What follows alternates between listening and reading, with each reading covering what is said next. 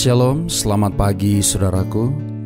Renungan pagi kita hari ini 19 Juli berjudul Tempat Perlindungan. Ayat intinya diambil dari Ibrani 7 ayat 25. Demikian firman Tuhan.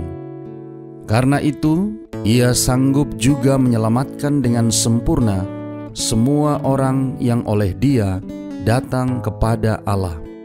Sebab Ia hidup senantiasa untuk menjadi pengantara mereka. Bersama saya, Pendeta Andri Daembani. Mari kita dengarkan penjelasannya. Di pulau besar Hawaii terdapat reruntuhan kuno dari sebuah desa dengan candi berbentuk lonjong yang besar di dalam dinding yang lebih besar berbentuk L. Dinding dibangun dari ribuan bebatuan lava sekitar tahun 1550. Ukuran panjangnya kira-kira 305 meter dengan lebar 213 meter.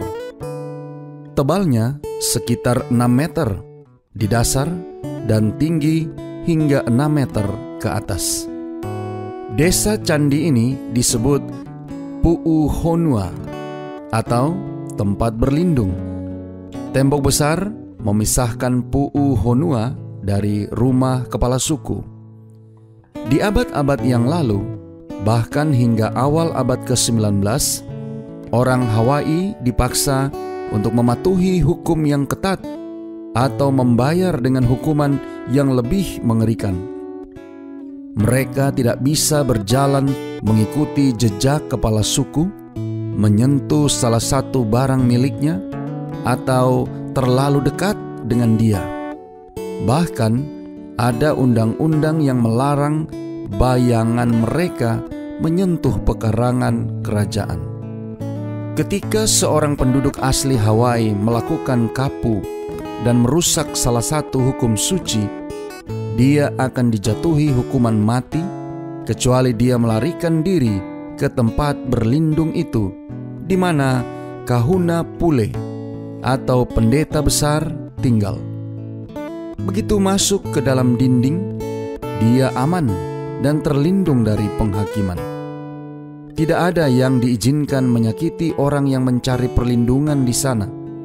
Nanti, pendeta besar yang akan melakukan ritual penyucian bagi pihak yang bersalah.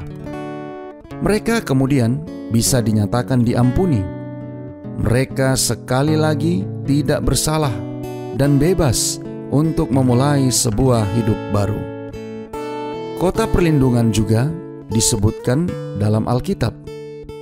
Tuhan memberitahu Musa untuk memilih beberapa kota yang menjadi kota-kota perlindungan bagimu, supaya orang pembunuh yang telah membunuh seseorang dengan tidak sengaja dapat melarikan diri ke sana. Kota-kota itu akan menjadi tempat perlindungan bagimu terhadap penuntut balas, supaya pembunuh jangan mati sebelum ia dihadapkan kepada rapat umat untuk diadili.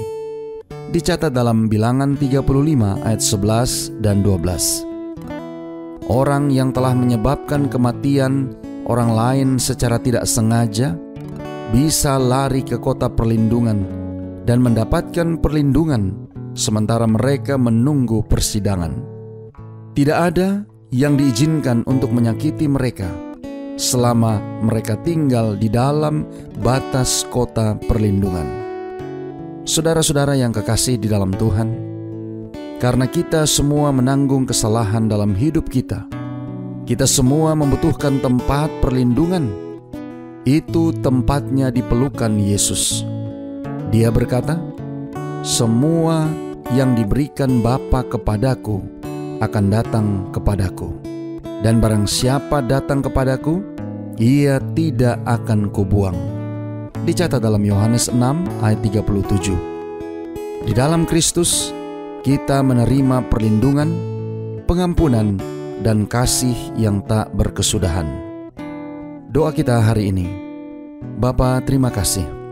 Melalui renungan pagi ini, kami boleh belajar tentang tempat perlindungan di mana kami dapat datang untuk berlindung.